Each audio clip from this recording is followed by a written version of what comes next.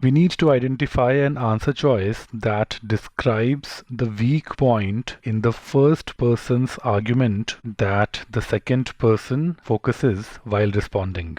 The first person says that the reduction in corruption in state's public education system put under direct federal supervision suggests that federal agencies are always more honest than the state agencies.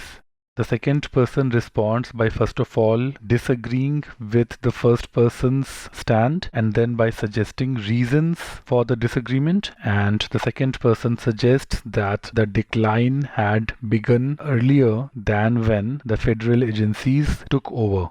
Answer choice A uses the key term here, predate, and yes, this is the flaw in the argument made by the first person.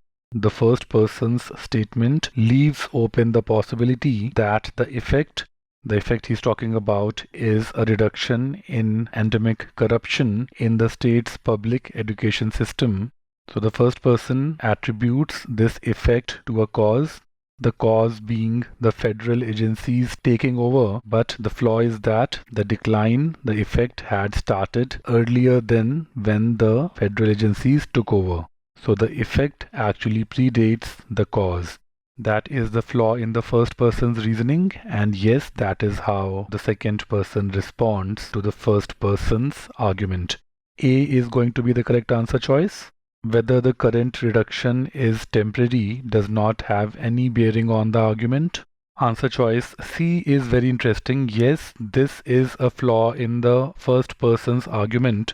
He bases a broad judgment about federal agencies always being more honest than state agencies. But the question is not that.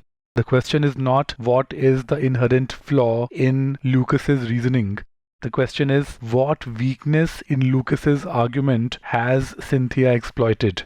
So Lucas's reasoning may have multiple weaknesses, but the weakness that Cynthia exploited is the issue of the effect predating the cause. Answer choice C is a very interesting answer choice. There is something very interesting to be learnt here. While this is something which is correct, this is a flaw in Lucas's argument. Cynthia did not exploit it, and that is why C is not going to be the correct answer choice. Not mentioning auditing agencies that are jointly operated by state and federal governments. C, what Cynthia says has nothing to do with anything on the lines of joint operations, and therefore choice D cannot be the correct answer choice.